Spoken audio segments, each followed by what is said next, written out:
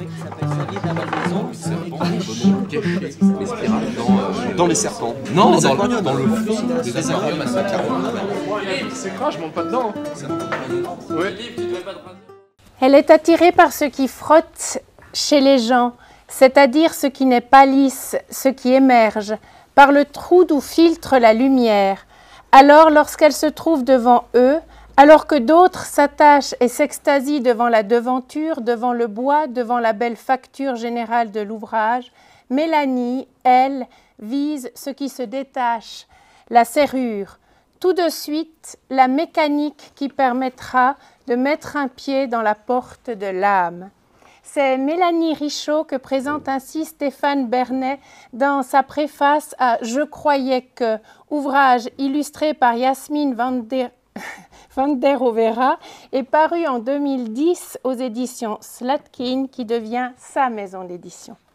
Mélanie Richaud, que j'accueille avec beaucoup de plaisir à la médiathèque Valais de Saint-Maurice pour vous, cher public à qui je souhaite la bienvenue. Permettez-moi, Mélanie Richaud, de vous remercier chaleureusement puisque vous avez accepté ce 27 mai de venir à notre rencontre. Mélanie Richaud, fribourgeoise, ergothérapeute, auteure. 3 mots seulement et qui déjà en disent long sur vous qui multipliez le temps pour le partager entre votre famille, vos patients et l'écriture. Depuis 2010, vous exercez votre plume. Nouvelles, chansons, chroniques, romans, mêlent mots, rythme et son pour dire le monde. Et sur la page, donner ainsi naissance à 1001 personnages traversés par la vie, belle et grave tout à la fois, et qui partagent presque tous cette singularité d'aimer la lumière, l'ombre et la lumière, les contrastes, les paradoxes. Cette confidence alors de votre personnage Frédéric Boisseau dans Un garçon qui court, publié en 2016, lui aussi auteur de romans et qui pourrait bien être la vôtre. C'est parce qu'il va devenir public que je peux laisser un texte m'échapper et passer à autre chose. Le livrer à des lecteurs inconnus, c'est supposer que certains d'entre eux ont vécu la même chose et finalement ce n'est pas ou plus de soi que l'on parle, ni des autres, mais d'un nous universel qui nous rend humains, pas dans la souffrance, mais dans la force déployée à la dépasser. Pour faire le contour de votre personne, j'ai choisi Mélanie Richaud de vous soumettre à la question rapide. J'ai extrait de plusieurs de vos ouvrages quelques citations qui parlent de vos personnages, mais qui parlent tout autant de vous. Dans leur sillon, je vous laisse donc vous définir. Tiré de Mouche, paru en 2012. Avec Anita, on fait les folles. On joue, on rigole, du café au corridor, elle essaie de m'attraper, je cours, elle aussi, j'accélère, m'enfuis dans les escaliers qui craquent sous nos pieds, nos éclats de rire ricochent contre les murs et sortent, papa de sa torpeur muette qui, de la cuisine, nous ordonne de nous calmer. Nous lui obéissons, camouflés dans ma chambre, nous étouffons nos rires complices sous le duvet, puis nous parlons de tout, des joies, de peines, d'école et d'amour, d'aujourd'hui et d'hier. Alors pour vous, l'enfance, votre enfance. Mon enfance. Alors ce passage-là, c'est en référence avec mon enfance parce que j'habitais à la Pierrasse, un tout petit hameau dans le canton de Fribourg. Et puis j'habitais à la laiterie, mes parents étaient laitiers. Et puis en face, il y avait une dame qui s'appelait Tanti qui accueillait des enfants adoptés, des enfants abandonnés. Et puis il y avait Natacha et Anita, ces 2 filles qui étaient là-bas. Et puis après, on a déménagé. Puis ma maman continuait d'inviter la fille qui s'appelait Natacha chez moi. Mais en fait, elle prenait toute la place. Puis c'était une relation très difficile. Du coup, là, c'est une version très joyeuse de Natacha que j'ai appelée Anita. Je réponds pas à votre question.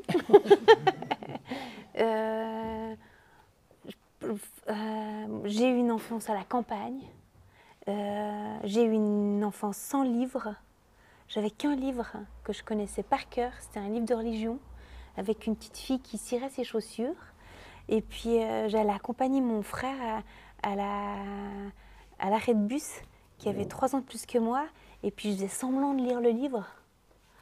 Puis les copains de mon frère disaient « La petite sœur de Samuel sait lire, la petite sœur de Samuel sait lire ». Mais en fait, je ne savais pas lire, je savais par cœur, j'en avais qu'un.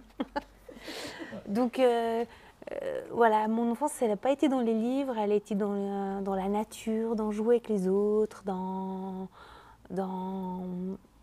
J'allais à l'écurie chez les voisins, une fois, je me rappelle, j'avais laissé, je pense j'avais 6-7 ans, j'avais mis un petit mot à ma maman qu'elle a gardé. Je suis au taupe avec Daniel, j'allais au taupe. Enfin, c'était une vie à la campagne en fait. C'était pas du tout une vie littéraire ou voilà.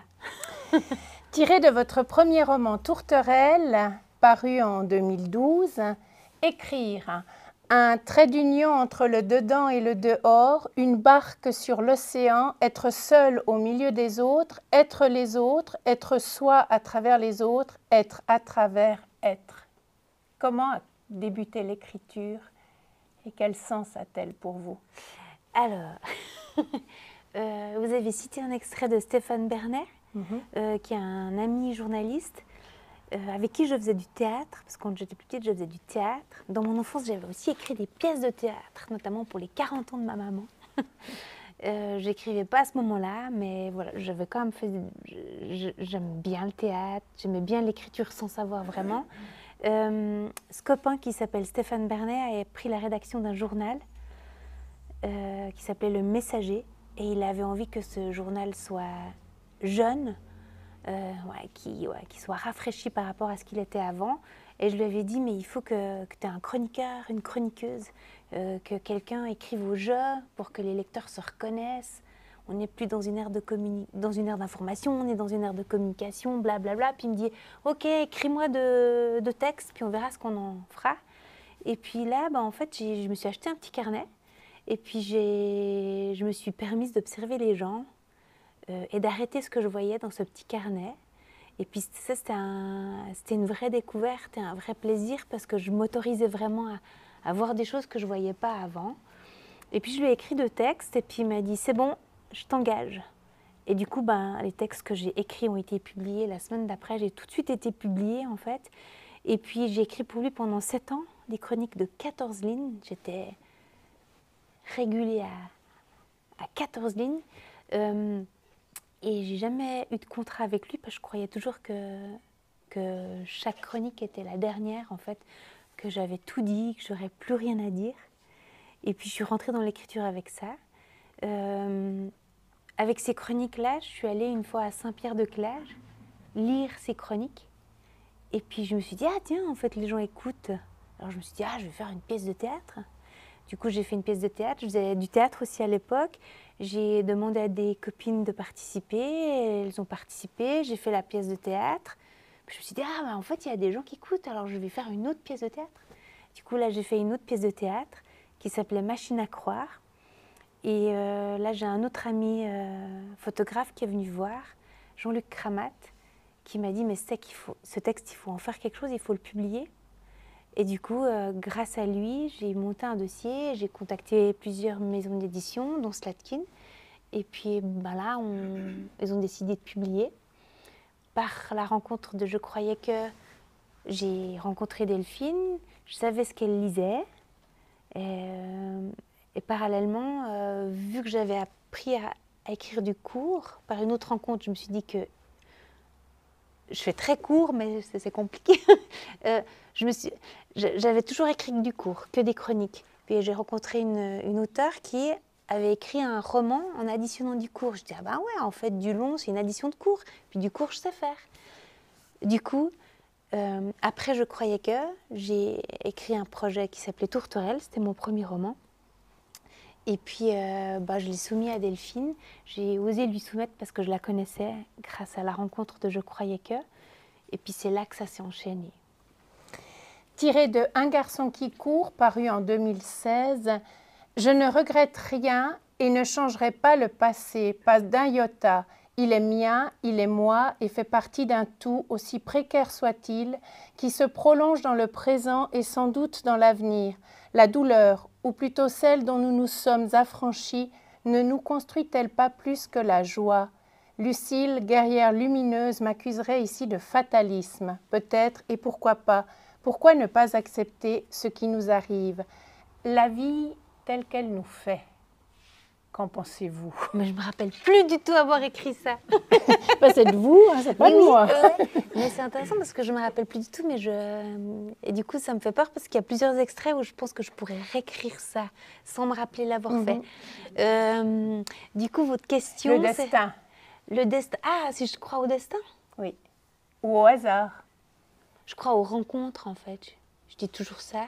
Je crois aux rencontres, aux gens et aux rencontres. Puis c'est les rencontres qui font qu'on a envie de partager des choses ou de raconter des choses à propos des gens. Sous votre plume, les personnages s'incarnent pour exprimer leurs souffrances et leurs différences. Dans Un garçon qui court, dont on vient de parler, Frédéric, qui écrit des romans, confie « Tant qu'une histoire est en création, je la protège en laissant toute liberté à mes personnages de s'inspirer du réel comme ils l'entendent, de dire et faire ce qu'ils veulent sans subir l'influence d'un tiers, d'être et de mener une existence à part, entière, où tout est possible, tout. » Est-ce que vous choisissez vos personnages, Mélanie, ou est-ce eux qui vous choisissent? Comment en est-il? Alors, c'est pas eux qui me choisissent, c'est moi qui les choisis. J'ai pas... Ouf, que je fasse attention. Je sais qu'il y a certains auteurs qui se laissent porter par leurs personnages, qui disent que c'est la vie de leur personnage qui leur souffle le roman ou l'histoire. Moi, c'est pas du tout ça. Moi, ce qui me souffle l'histoire, c'est les personnages, mais les personnages sont inspirés des gens autour de moi, de ce qui se passe, de l'actualité, par exemple, si ce soir j'écrivais un texte sur un texte quelconque, ça se peut bien que je prendrais des traits de caractère de vous, le physique de quelqu'un d'autre, et je mélangerais ça. Et c'est ça qui m'amuse. Et je laisse libre cours à tout ce qui vient pour que le personnage soit nourri puis qu'il ait de l'ampleur. Mais c'est pas... j'ai pas des personnages magiques innés qui viennent en moi, en fait. Comme je crois pas non plus à l'intuition. Pas à l'intuition, à l'inspiration. J'ai jamais eu « Ah, j'ai une histoire, tsac, je vais l'écrire ». Moi, je crois en le travail, en l'écoute, en les autres, en la persévérance, en ce qui se construit petit à petit. Dans aucun de mes romans, j'ai eu de plan. Les choses, elles viennent en écrivant. Je ne sais jamais où je vais, comment je vais. Donc, je vole mon monde un petit peu. Alors, dans ce roman, Un garçon qui court, Frédéric a 40 ans et il tente d'échapper à l'emprise d'une mère trop présente. Frédéric a une petite amie, mais il ne vit pas avec elle. Et puis, Frédéric a partagé une amitié profonde avec Roger, un ami de la famille qui, dit-on, a un don de voyance et qui a aidé Frédéric à s'affirmer et à combler l'absence du père, parti un jour sans plus donner de nouvelles. Dans la presse, un jour, on lit « Un magnétiseur abuse de ses jeunes patients, 15 ans de prison ». Votre œuvre dit la différence, votre œuvre aussi dénonce la maltraitance. Vous engagez par l'écriture un dialogue avec le lecteur sur nombre de thèmes qui interpellent et à votre manière, vous dénoncez. Ce roman dénonce l'abus. Pouvez-vous en quelques mots présenter l'ouvrage et nous dire après si vous pensez que la littérature doit toujours être engagée? Alors, je vais commencer par la seconde question. Mm-hmm.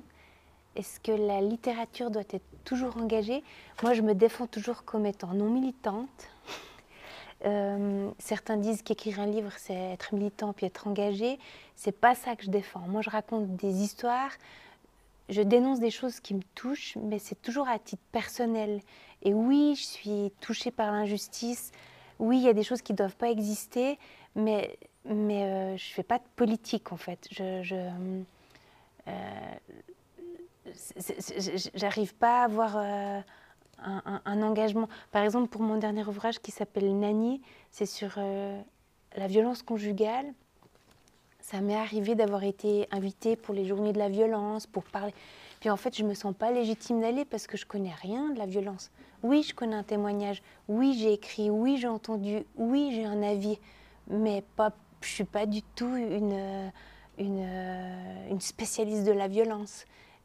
Et puis je pense que pour militer, il faut être bon dans plein de domaines, politiques, déontologiques, humains, et je n'ai pas ces compétences-là. Donc je n'ai pas un engagement militant politique.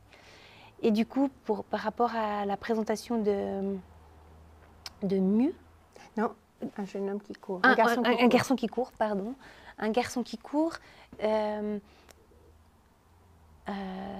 J'avais eu contact avec un magnétiseur qui a été accusé. J'ai pas du tout vécu d'abus, mais il a abusé de gens que je connaissais, de gens proches. Et c'était intéressant parce que ce monsieur-là qui avait des dons de voyance, il m'a toujours dit « écris, n'arrête pas d'écrire, écris ». Et un proche a subi des abus de sa part. Et puis il m'a dit une fois « je t'en parlerai, je te raconterai ». Puis il m'a jamais rien raconté, il m'a juste dit « je lui en veux, ça aurait pu être beau, je croyais que j'étais le seul ». C'est la seule chose qu'il m'a dit. Et Un garçon qui court a été construit sur ça, et c'est la dernière page. Donc en fait, je suis remontée dans le temps. Après, je connaissais aussi la personne, il y a eu des coupures de presse. C'était quelqu'un, le Roger en question, que je connaissais, que j'ai fréquenté, en qui je croyais. Donc, j'ai pas du tout subi d'abus, mais c'est quelqu'un en qui j'avais confiance. Donc, c'est ma confiance qui a été trahie. Mais à travers ce que cette personne-là que je connaissais a vécu, puis à travers ce que j'ai ressenti, moi, j'ai construit un personnage et une histoire. Donc, c'est pas du tout mon histoire, mais c'est des personnages réels. Dans un très beau roman publié en 2018, tout comme le vôtre, intitulé « Vers la beauté », David Fuenquinos, évoquant son héroïne Camille qui désire revoir le musée d'Orsay, écrit « Elle comprenait la puissance cicatrisante de la beauté. Face à un tableau, nous ne sommes pas jugés. L'échange est pur, l'œuvre semble comprendre notre douleur et nous console par le silence. Elle demeure dans une éternité fixe et rassurante. Son seul but est de vous combler par les ondes du beau. Les tristesses s'oublient avec Botticelli, les peurs s'atténuent avec Rembrandt et les chagrins se réduisent avec Chagall. » Vous côtoyez la souffrance, dont la profession est d'apprendre à apprivoiser aussi le handicap. Pensez-vous que la beauté peut guérir? Ah, moi, je pense que la beauté. Je pense que la poésie et la beauté. Par exemple, quand j'ai écrit J'ai tué papa, c'est un roman qui traite de l'autisme. Je l'ai écrit parce que, à côté de la rédaction de ce roman, j'étais en train de rédiger un livre professionnel sur une méthode qui aide à accompagner les enfants autistes. Je faisais ça avec ma collègue, puis j'étais terriblement frustrée parce que dans ce livre-là, il n'y avait aucune poésie. Alors que l'autisme, c'est de la poésie. Du coup, je me suis dit, ah non, mais il faut que je fasse un autre versant. Puis là, j'ai créé J'ai tué papa. Et puis le personnage d'Antoine dans J'ai tué papa, c'est l'addition de mes petits patients. Par exemple, j'avais un petit patient qui s'appelait Daniel, puis qui ne pouvait pas s'endormir le soir parce qu'il avait peur du bruit du silence. Puis je trouvais que c'était hyper beau parce qu'on a tous entendu quand il n'y a pas de bruit, puis c'est tellement plein ce non-bruit. Et j'avais une autre petite patiente qui s'appelait Gilliane, puis elle n'osait pas aller en vieille ville de Fribourg parce qu'elle avait peur que la vieille ville lui tombe sur la tête. Et puis, en fait, je pense que, comme vous avez décrit au début, que là où il y a de la lumière, il y a de l'ombre et vice-versa. Et je suis quand même toujours en quête de lumière. Peut-être j'ai des sujets graves, mais la vie est grave. Enfin, ce qui nous entoure est grave, mais dans la lumière, je me situerais plutôt proche de la pulsion de vie que de la pulsion de mort. Et de la beauté, donc. Alors, juste pour situer J'ai tué papa, qui paraît en 2015, c'est un roman à 3 voix. celle de Jacques qui est hospitalisé et qui va mourir, celle de Clémence, son épouse, qui est enfermée dans son refus de laisser partir son époux et la crainte d'affronter l'avenir sans lui, enfin celle d'Antoine, petit garçon de 12 ans, différent des autres enfants, obsédé par le chiffre 3, il se prend pour un diplodocus et n'avale que ce qui est vert.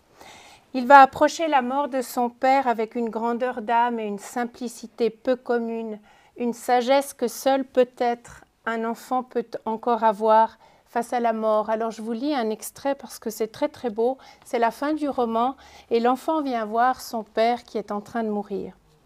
Papa, tu sais, je connais le Petit Prince par cœur. Ces dernières semaines, j'ai réussi à le réciter tout seul sur le carrelage vert de la cuisine. Comme lui, je suis maintenant capable d'apprivoiser. Tu te rappelles, papa, apprivoiser, ça signifie créer des liens. Eh bien, tu sais, j'ai des copains à présent, des copains comme moi, mais différents. Différents comme moi, mais pas tout à fait, tu comprends?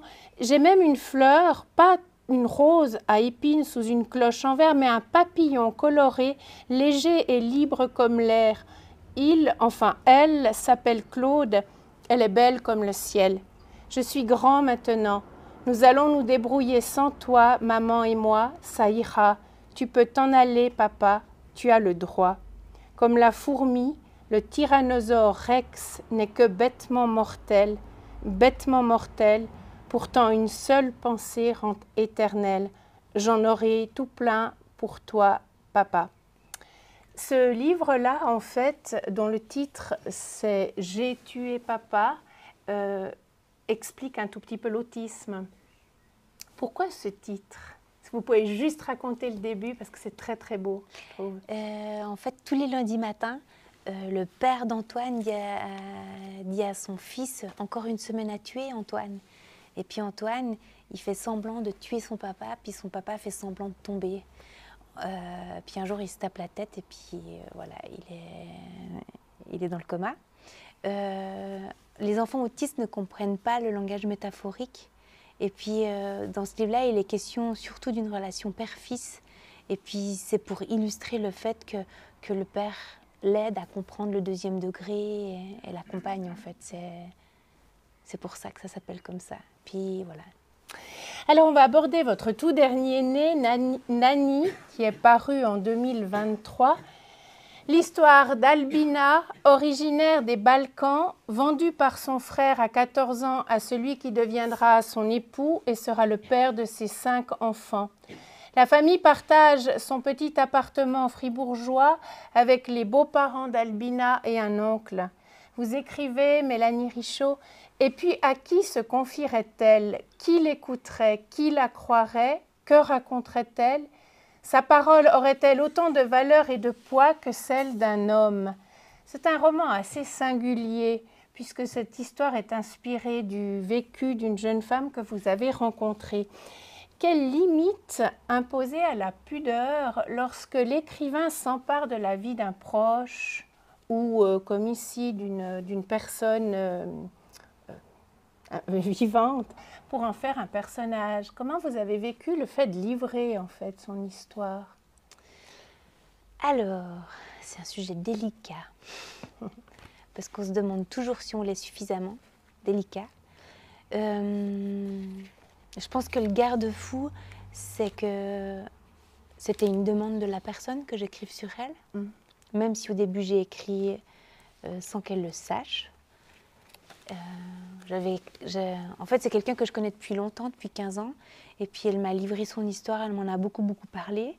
Puis, à un moment donné, je lui ai dit, mais tu me charges trop, je vais devoir écrire sur ça. Donc, j'avais déjà commencé à écrire. Puis, elle m'a dit, mais c'est ce que je veux, moi, j'arrive pas à écrire. J'ai envie que tu écrives là-dessus.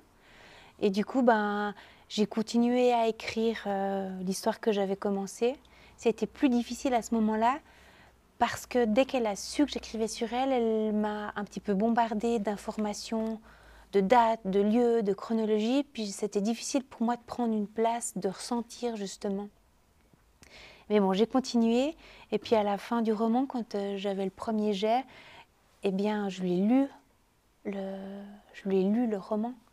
Et puis, il y a plein de choses romancées, vraiment. Il y a plein de choses qui sont vraies, mais il y a plein de choses romancées. Ma tâche dans ce travail-là, c'était de rendre digeste l'histoire. C'est pire en vrai que dans le livre. Et puis, elle m'a dit, c'est mon histoire, c'est tout à fait ça. Du coup, j'avais son aval. La dame de Solidarité Fribourg m'avait conseillé de changer des éléments dans le livre, par exemple changer le nombre d'enfants pour pas qu'elle soit reconnue, changer de localité pour pas qu'elle soit reconnue. Puis quand je lui ai proposé de mettre un enfant de moins, elle m'a dit non, c'est ma vie, je veux que ça soit comme ça. Donc en fait, je pense avoir respecté sa pudeur, mais je trouve que c'est difficile parce que j'ai son accord à elle, mais j'ai pas l'accord des enfants. Quand il y a un livre qui sort, on ne sait pas comment il va être reçu. Là, j'ai eu des critiques, notamment comme quoi le récit était raciste.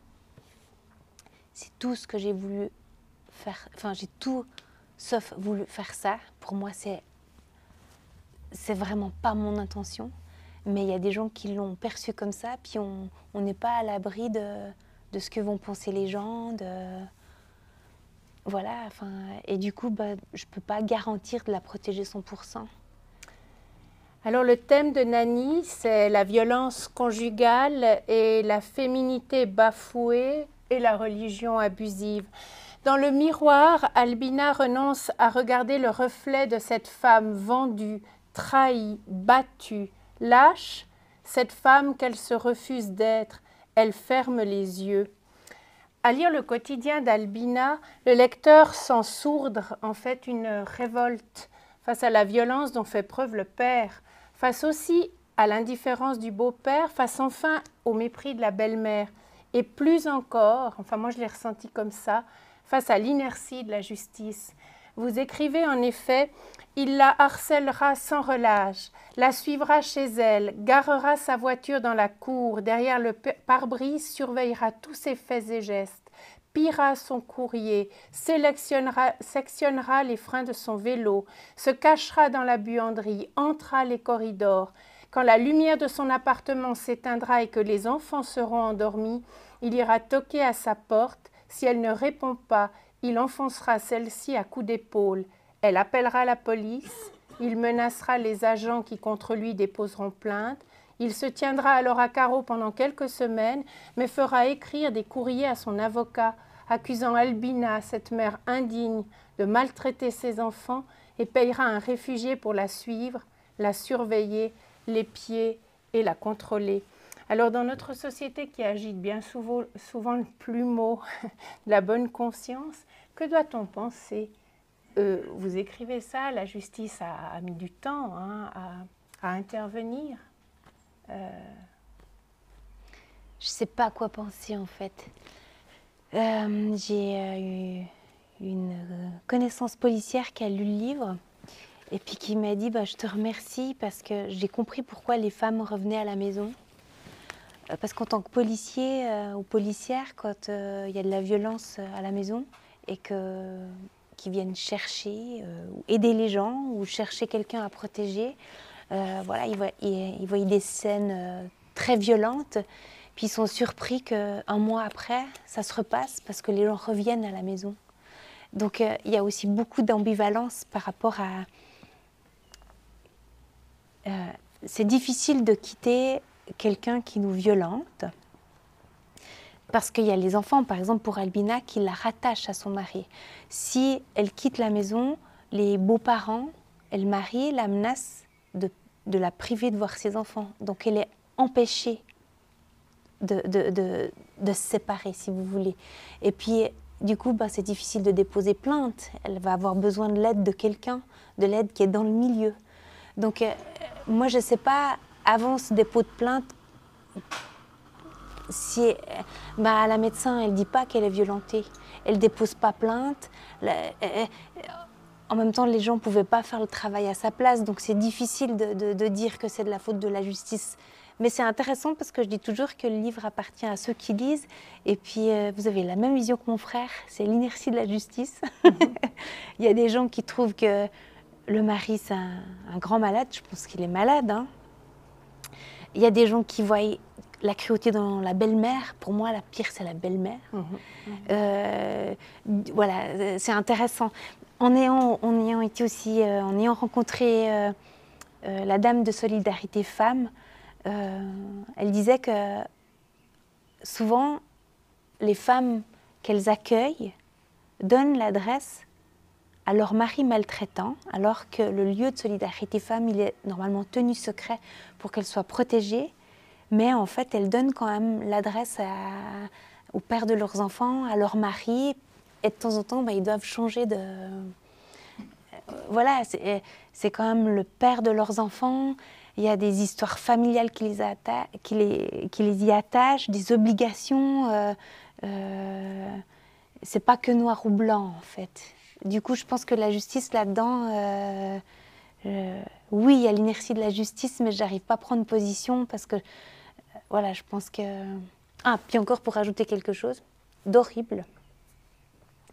Dernièrement, il y a eu un meurtre à Epagny. Je ne sais pas si vous avez entendu parler. Et j'en ai parlé à Albina, que je côtoie tout de suite encore. Et je lui dis, ah, t'as vu l'histoire à Epagny? Puis elle me dit, oui, je les connaissais les deux. Et elle me dit, mais c'est de sa faute à elle. Puis je dis, mais comment tu peux dire ça? Parce que je me disais que en ayant vécu ce qu'elle a vécu, qui de mieux placé qu'elle pour comprendre la situation. Puis elle dit, mais en fait, elle a empêché son mari de voir ses enfants. Donc c'est sa faute.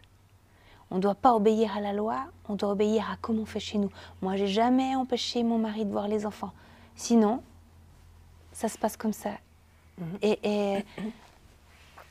il y a plein de paramètres qui rentrent en jeu dans l'histoire sans... Enfin, je pense que c'est difficile de mettre la faute sur, spécifiquement sur quelqu'un ou sur un système. Enfin, c'est tout un ensemble d'éléments qui jouent là-dedans. 27 décembre 2018, au sommet du Titlis, à 3238 mètres d'altitude, je me sens libre et à côté du monde, un peu comme lorsque j'écris. Et là, dans le sifflement du vent, contre toute attente, l'idée de raconter quelque chose de vrai émerge. Se dessine dans la courbe de mes virages l'envie d'un projet, celui d'écrire la biographie de Jean-Marc Berset. 14 janvier 2019, 15 h, dans un café, première rencontre. 16 août 2019, sur la terrasse d'un café, je lis le manuscrit à Jean-Marc Berset. À l'issue de cette lecture, sur ses joues des larmes. Tu as tout compris. 9 mars 2020, je téléphone à Jean-Marc. Massimo Lorenzi nous fait l'honneur de préfacer Contre la montre. L'éditrice valide le texte. 2021, Contre la montre est sur l'étal des libraires. Il raconte le riche parcours de Jean-Marc Berset, accidenté de la route à 23 ans. Ouvrage à 4 mains qui me semble très différent des autres. En postface d'ailleurs, cette confidence que vous faites, Contre la montre, est l'occasion d'une rencontre qui vaut tous les livres du monde. Alors que représente ce livre biographique dans votre parcours littéraire? Je pense que je me pose toujours la question pourquoi j'écris et si j'ai le droit. En ayant publié Tourterelle, mon premier roman, je me rappelle que j'étais venue les chercher à Genève, enfin non, aux éditions Slatkin, et puis j'étais sur le parking, puis Delphine, mon éditrice, m'avait donné les exemplaires, puis je t'avais dit mais j'ai le droit, puis tu as dit bah mais non, mais non c'est fait. Enfin, j'ai toujours cette question-là, puis je me demande vraiment pourquoi, quel sens ça a. Et puis du coup, là, je me suis dit, mais en fait, j'ai envie d'écrire quelque chose de vrai, qui a du sens pour quelqu'un, et d'écrire qui a du sens pour une autre personne que pour le sens que je mets moi dedans.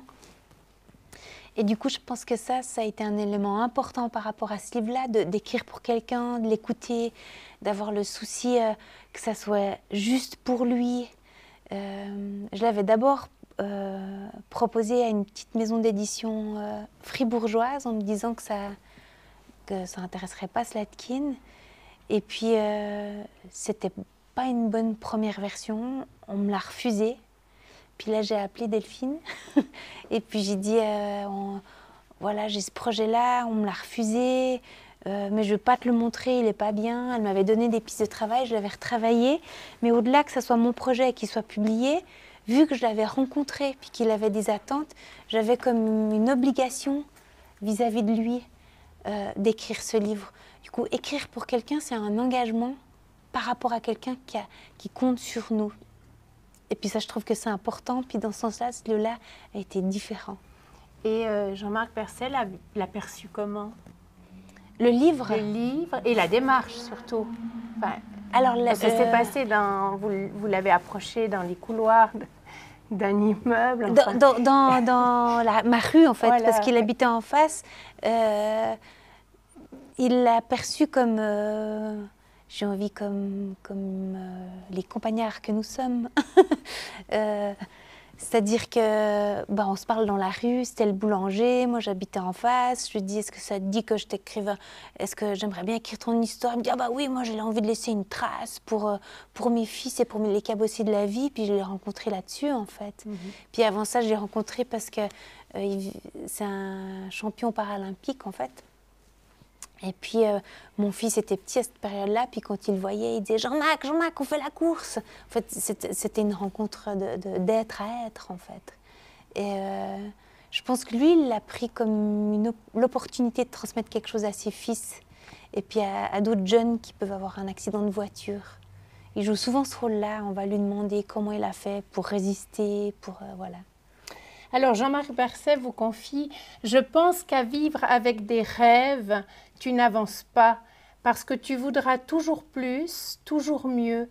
Tu voudras ce que les autres ont, tu les envieras et tu passeras à côté de toi. » Sylvain Tesson, dans son ouvrage « Mars », publié en 2021 et qui raconte l'épopée de 2 terriens envoyés sur Mars pour voir si on peut y vivre, écrit « Enfant, on croit qu'on passera sa vie dans les constellations. En grandissant, on comprend qu'avant d'aller saluer les étoiles, il faut préparer le matériel. Ainsi de la vie, la déconvenue d'un rêve. » Vous percevez comment on rêve sa vie, on vit un rêve, enfin, comment vous percevez la chose? La question est très mal posée. J'ai de la peine à y répondre. Je reformule. Peut-être. Je trouve que la phrase de Jean-Marc Berset est très dure. Hein. Je pense qu'à vivre avec des rêves, tu n'avances pas. Je trouve que c'est très très dur parce que le rêve est tout de même quelque chose qui nous fait avancer. Alors on ne le réalise pas forcément, mais enfin on a progressé quand même. Et puis du coup, la question, c'est... Eh bien, vous... Par rapport au rêve. Oui, par rapport à ce que vous imaginez de votre vie. À ce que j'imagine de ma vie. Alors, je fonctionne plutôt dans l'autre sens. C'est que j'attends des signes révélateurs. Ah, voilà. Par exemple, je suis jamais sûre que c'est juste, que j'ai le droit et tout ça. Puis quand j'ai des signes qui m'indiquent que je suis sur le bon chemin, je me dis « Ah !» Par exemple, quand j'ai écrit Nani, donc j'ai écrit en secret d'abord d'Albina, elle m'a jamais dit qu'elle avait froid. Et dans le livre, j'ai imaginé qu'elle avait froid et je prends ça comme image du début à la fin. Quand je lui lis le livre à haute voix, elle me dit « Mais comment tu sais que j'ai toujours froid ?» Pour moi, ça, c'est des petites révélations qui me disent « Ah, en fait, c'était juste, tu devais. » Avec Jean-Marc, tout ce qui est écrit dans le livre, c'est vrai. Il n'y a qu'un passage que j'ai inventé. J'avais écrit le premier jet et tout. Je le croise au bistrot du coin. Il me dit « Ah, j'ai oublié de te parler de mon père. » Là, je n'ai pas mon enregistreur parce qu'avec lui, j'ai tout enregistré. Donc, j'avais le souci d'être fidèle à ce qu'il disait. Même si c'est mes mots, c'est une traduction de ce qu'il m'a dit très proche de sa pensée. Il me dit « Je t'ai jamais parlé de mon papa. » Et puis il m'a dit « Merci » sur son lit de mort. Du coup, je rentre chez moi, j'écris un dernier passage qui n'est pas en dernier dans le livre, mais c'est le dernier ajout que j'ai ajouté à l'histoire. Et j'ai j'ai essayé d'imaginer pourquoi elle lui disait merci. Et puis vous avez lu tout à l'heure, tu as tout compris. En fait, c'est là où il a pleuré, c'est quand j'ai écrit le passage sur l'interprétation du merci de son père. C'est là qu'il m'a dit, t'as tout compris. Puis c'est là qu'il a pleuré. Donc lui, il est musclé, grand, ça va tout le temps, même quand ça va pas. Donc pour moi, c'est ces pierres qui sont derrière, sur lesquelles j'ai marché, me confirment qu'il y a un chemin qui se profile, puis c'est ça à quoi je crois en fait. Et j'ai pas tellement de rêves. C'est un peu triste de dire ça. Hein. L'écriture, c'était pas un rêve. Jamais, en fait. Ouais, J'ai jamais pensé écrire un livre, ni un roman, ni quand j'ai écrit au début, c'était un défi. Mon premier roman, c'est que je voulais déposer un dossier à la Bourse du Canton, mais Delphine l'avait déjà lu avant. Alors je me suis dit, il faut vite que je fasse un deuxième projet. C'est un copain qui m'a imposé une thématique. Jamais, en fait. J'ai jamais eu... j'ai commencé à lire, à écrire à 29 ans, après un chagrin amoureux. C'était pas du tout... J'ai pas été destinée à écrire, en fait. Mais les défis, les rencontres, l'envie... Et puis je pense que dans les projets de Nani et puis de Contre la montre, où j'ai écrit pour des gens, ce projet de transmission, puis de donner quelque chose qui est vrai, même si c'est romancé, parfois c'est plus vrai dans le roman que dans la vie, je trouve que c'est très porteur. Quand Albina, j'allais dire son vrai nom, quand Albina me dit une fois que le roman est publié, maintenant que c'est dit, je peux essayer de vivre, pour moi ça c'est des pierres en fait. C'est mieux que des rêves en fait. Mais quand un livre est terminé, vous pensez au prochain. Ah ouais, il n'existe plus quand il est terminé. Voilà. Mais vous avez tout de suite l'envie quand même d'écrire un suivant. Alors j'ai toujours un creux qui est inconfortable à vivre parce que je me demande qu'est-ce qui va avoir du sens et de nouveau pourquoi je fais ça. Voilà. Alors on a beaucoup parlé d'écriture, il y a aussi la lecture. Ça me permet d'aborder 2013, Mu, l'histoire d'un homme et d'une femme, et une histoire assez particulière. Lui est éditeur, couvert de femmes qu'il n'aime pas, mais qu'il séduit dans une chambre de l'hôtel La Cigogne. Elle s'appelle Lucie Scrivan, réceptionniste à l'hôtel La Cigogne, que fréquente donc Jean Wilson, et elle n'aime que rencontrer. Univers étrange que celui de votre roman, qui parmi les thèmes met très singulièrement en lumière la lecture. En effet, si pendant des années, dégoûtée par son enseignante, Lucie n'a pas lu, Jean Wilson, lui, a appris auprès de son grand-père à aimer les histoires, aimer les entendre raconter. Et un très très beau passage, mes pieds qui ne touchaient pas le sol pédalaient d'impatience.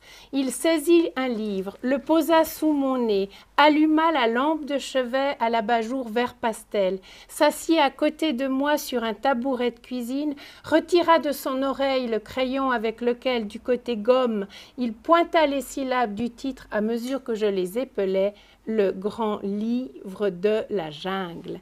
Je savais lire.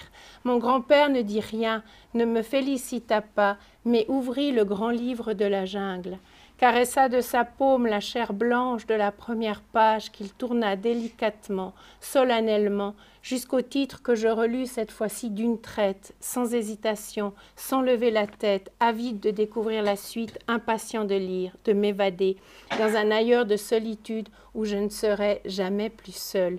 Le livre à la place des armes. Quels ouvrages, Mélanie Richaud, aujourd'hui, par exemple, quand ça va pas ou quand ça va bien, vous ouvrez, vous lisez? Un auteur de prédilection? Un auteur de prédilection,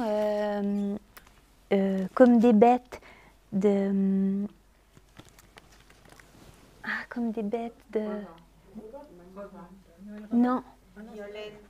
Violaine Berdo. Véro, pardon. Violaine Véro. J'adore en fait. J'aime bien Annie Ernaux. J'aime bien très contemporain Fanny de Sardin. Je trouve que c'est hyper beau, en fait. Vraiment, c'est des livres qui me bouleversent. J'arrive jamais à me souvenir du titre du dernier. Ce qu'il reste de tout ça. Je lis plein de choses. J'aime bien Michel Laya. Je lis beaucoup d'auteurs suisses, en fait. Parce que j'aime bien savoir ce que font les autres auteurs qui sont là. J'adore Émile Ajar. J'adore... Il y a plein de livres que j'aime, en fait.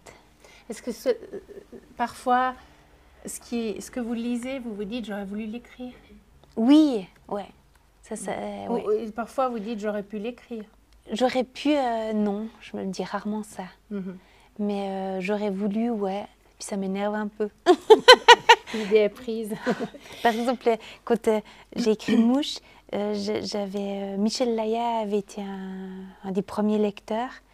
Et puis il m'avait dit « lis ce livre ». Il me donne le titre, c'est aussi un titre difficile dont je ne me souviens pas. Puis c'était un de ses livres, mais il ne m'avait pas dit que c'était de lui. Puis quand je l'ai lu, c'était le même univers que Mouche. Puis je m'étais dit, mon Dieu, si j'avais lu avant, j'aurais jamais pu écrire Mouche, parce que c'était des livres frères, en fait. Alors, Lucie Scrivane, qui prétend ne rien connaître à la littérature, se promet un jour de lire, mais surtout d'écrire, et elle confie « Un jour, quand mes textes dépasseront leur usuel 14 lignes et que mon écriture sera endurante, j'écrirai une nouvelle ou un roman intitulé « Madame Jupe en l'air ». En un clin d'œil à mes 11 ans et à ma désinvolture, en pied de nez à l'élégance, en doigt d'honneur aux omniscients mondains de l'enseignement, surtout en hommage à l'idée, parce que les idées ont leur raison d'exister. Et cette nouvelle, Madame Jupe en l'air, vous l'avez écrite. Alors je vous pose la question qu'a posée Roberto Di Caro à Primo Levi.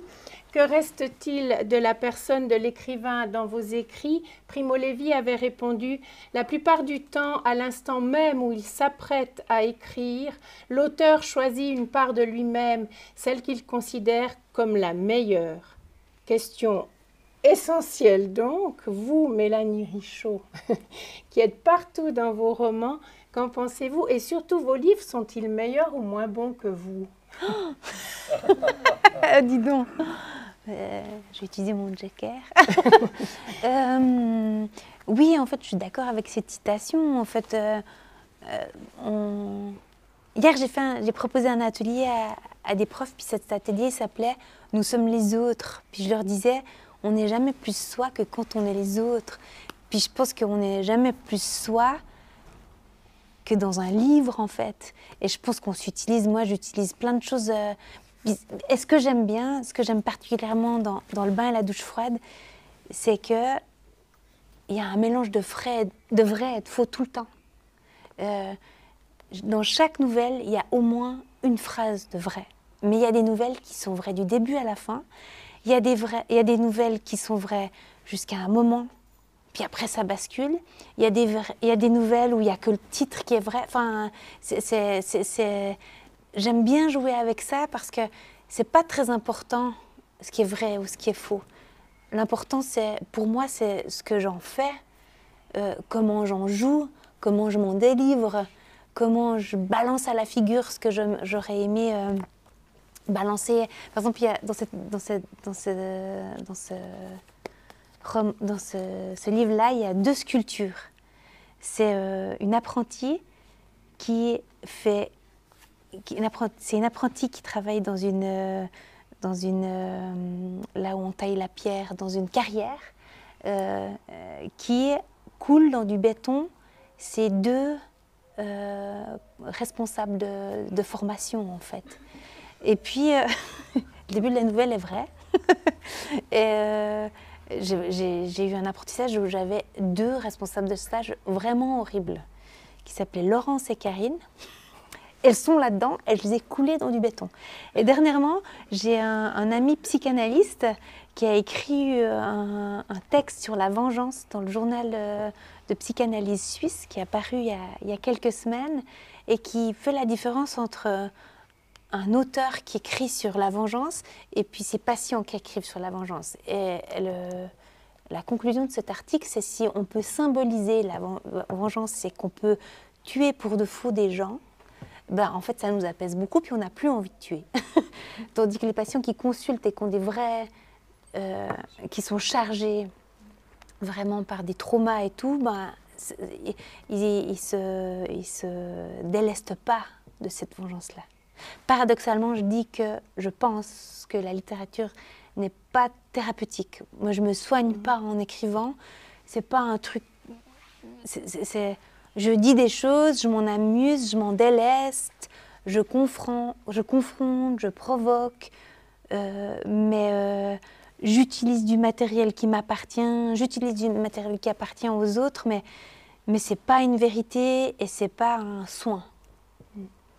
Alors, Jean Wilson dit « Une lecture à haute voix, c'est la version 3D d'un récit, espace, volume et profondeur. » Est-ce que vous nous faites une lecture? D'accord. Alors, c'est petite moi tirée du bain et de la douche froide. La main agrippée à la sangle de mon sac, et j'ai sonné. La porte s'est ouverte, toute seule. Et soudain sont apparus dans le contre-jour des yeux bruns curieux tout ronds, dans une robe blanche à bretelles. Juchée sur mes talons, je suis restée sur le seuil, seule dans l'embrasure du monde et morte de peur face à ce joli bout de femme qui m'arrive à la taille. Que m'a-t-il pris d'accepter de rencontrer sa fille? Mes yeux bruns curieux, tout ronds, sont tombés dans les siens. Elle m'a tendu la main et nous avons joué. À quoi? Je ne m'en souviens plus, ni où, ni combien de temps, mais nous avons joué pendant que son père cuisinait. Il nous a ensuite invités à passer à table sur la terrasse. C'était une belle soirée d'août, chaude et peu bruyante. Le 8 exactement, le 8 du 8. Célia m'a proposé la chaise en face d'elle. Son père s'est installé à mes côtés, près de la porte-fenêtre qui donne sur la cuisine. Lors de ces va-et-vient, nous avons parlé, elle et moi, de nos brûlures respectives. Son père lui avait préalablement montré une photo de moi sur laquelle elle avait repéré ma cicatrice. Elle voulait me rencontrer parce que j'étais une brûlée, parce que je pouvais comprendre. « T'as eu des greffes, toi ?» fut sa première question. Toujours en l'absence du père, elle m'a expliqué et mimé l'accident. Surprise par les vapeurs du fumigateur, elle s'était retirée brusquement. Dans un mouvement de retrait, la serviette qui lui couvrait la tête avait emmené dans sa course l'appareil qui s'était renversé sur elle. Avant le dessert, elle m'a demandé si elle pouvait toucher ma cicatrice. J'ai dit « viens ». Elle a quitté sa chaise, s'est approchée, appuyée contre la table, à l'endroit exact de l'accident. Ses pulpes ont effleuré mon bras, ses yeux aussi. J'avais l'impression d'incarner la brûlure, la mienne mais la sienne aussi, la brûlure universelle. Entre pouce et index, elle a pincé doucement ma peau, là où elle a adhéré au tissu, la tirée, la caressée. Avant le retour encombré de son père portant à bout de bras les desserts, elle a vite rejoint sa place sans me regarder, comme si de rien n'était. Quand il a déposé la salade de fruits couleur orange été sur la nappe plastifiée, nous avons balancé, innocents et complices, nos pieds sous la table. Après le repas, son père lui a ordonné d'aller se masser. Elle a ronchonné pour gagner du temps sur l'heure du coucher qu'elle sentait approcher. Je ne me massais pas, moi. J'étais trop petite. J'avais 23 mois quand j'ai saisi la tasse de tisane sur le frigo. Je ne crois pas non plus que quelqu'un l'ait fait. En tout cas, on ne m'en a jamais parlé. À l'époque, les soins aux brûlés se limitaient aux bandages faits et redéfaits sans endormissement. On croyait que les enfants en bas âge ne souffraient pas, vu que leur cerveau n'avait pas atteint sa maturité. J'ai demandé à Célia comment elle s'y prenait. Je te montre si tu veux. Son père a enlevé le couvert. Célia m'a invitée dans sa chambre. Parmi poupées, livres et crayons qui roulaient sur le sol, elle s'est dévêtue. Sous la robe blanche à bretelles, un bas de compression bleu torture qui, ouvert à l'entrejambe, laisse respirer ses petites fesses. De dos, elle a l'air d'un macaque et elle en rit. Elle a ôté son bas. Sa peau, mutilée, rouge inflammation m'a heurté. Une soudaine chaleur a vascularisé mes viscères, ma tête a tourné et je me suis sentie mal. En bonne brûlée, j'aurais imaginé que ce spectacle m'indiffère. Un regard rassurant. J'aurais aimé pouvoir lui offrir ça, un regard rassurant. J'ai échoué. Mais je suis restée sans mentir, sans rien dire, sans relativiser. Il n'y a rien de moins banal qu'une brûlure et l'histoire qui lui incombe.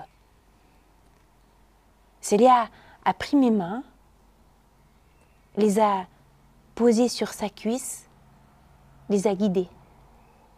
Je l'ai massée, un geste évident, naturel, brûlant d'amour. Ce soir-là, j'ai rencontré une petite moi. Voilà. Ça, c'est une histoire toute vraie. Alors, beaucoup d'amour dans vos romans aussi. Vous nous racontez dans l'ouvrage collectif Les Barbus de la Gruyère, paru en 2012, une très belle histoire. C'est un barbu de la Gruyère, un vrai, avec une longue barbe grise, crépue et ébouriffée. Je m'assieds derrière lui, son dos voûté et son crâne dégarni en ligne de mire. En face, une femme, une vieille femme, a priori banale, pas jolie du tout.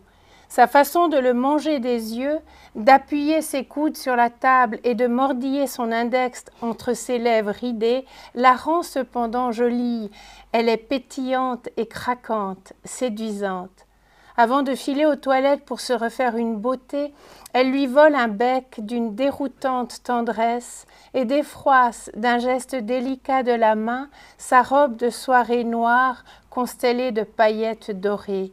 C'est lundi matin. Il n'y a pas de jour, ni d'heure, ni d'âge pour être amoureux. De ces deux citations que je vais vous donner, à laquelle adhérez-vous le plus? Alors, Romain Gary dans Europa. Un très grand amour, ce sont deux rêves qui se rencontrent et complices, échappent jusqu'au bout à la réalité. Et Valérie Larbaud, dans La Belle Époque tirée du recueil Enfantine, va, aime quand même, et tu sais, c'est de ceci, aimer quand même, qu'est fait l'amour. La deuxième. Elle est belle, hein? Elle est vraiment belle. Alors on doit clore, donc je vais prendre la dernière question. Je vais citer Nani. Dans les entrailles du marais, les marécages ont gobé toute la lumière.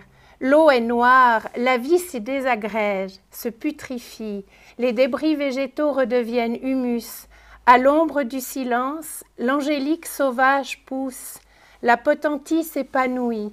Les trois pétales de l'iris des marais s'inclinent face à la lumière confite d'un soleil levant dont les rayons cisèlent le feuillage des bouleaux.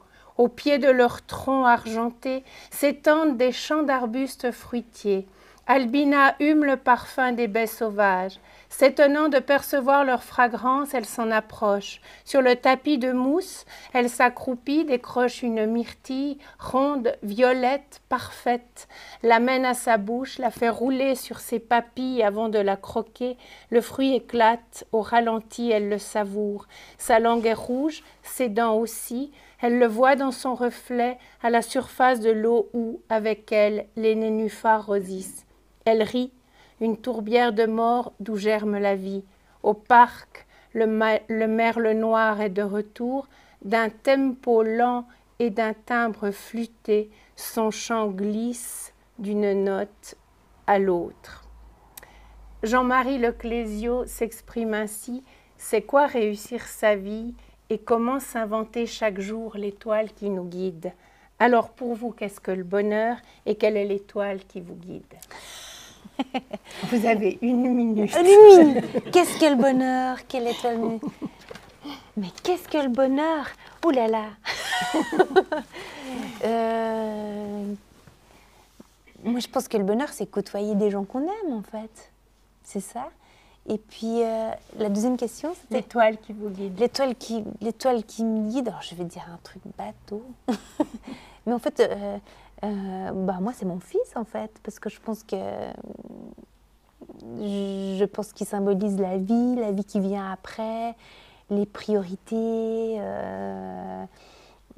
Voilà, ça va avec l'amour, en fait. Ça va avec le bonheur, ça va avec... Même si c'est bouleversant. Enfin, je pense que dans mon parcours, la plus belle chose qui me soit arrivée, c'est la maternité, en fait. Enfin, c'est peut-être très bateau, mais je pense que, en tout cas, d'avoir donné la vie à mon fils, qu'il soit là, même s'il me fait enrager, ça donne du sens à ma vie au quotidien, même si c'est beaucoup de contraintes, c'est beaucoup d'élan de vie, en fait. Donc je pense que le bonheur, c'est partager du temps avec des gens qu'on aime. Est-ce que quelqu'un a une question dans le public? Alors, si vous voulez bien, moi je clôt, comme ça je me retire et les gens pourront vous approcher. Alors, à l'issue de cette rencontre, j'aimerais du fond du cœur, au nom de tous, vous remercier, Mélanie Richaud, pour ce que vous avez fait de cette rencontre.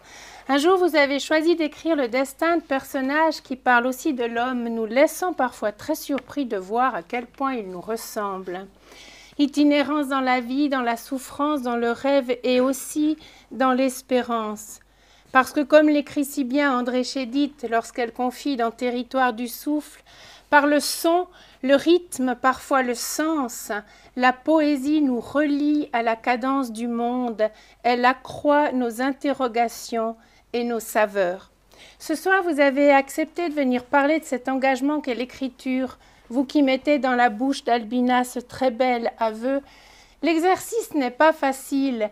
Écrire pour réapprendre à marcher après une double fracture du fémur et une longue immobilisation. Écrire à pas chancelants où chaque mot nécessite de la concentration, de la volonté et du courage, où chaque mot recherche à tâtons l'équilibre face au vertige, face au néant, à la vie, à sa vie, où chaque mot est un dépassement de soi. Bien d'accord sans doute avec Souleymane Diamanka lorsqu'il écrit « Même s'il est né de ma plume, si tu l'as aimé et qu'il t'a plu, ce n'est plus mon poème, mais un papillon de papier. » Pour cela donc et le reste, Mélanie Richaud, merci. Merci à vous. Merci.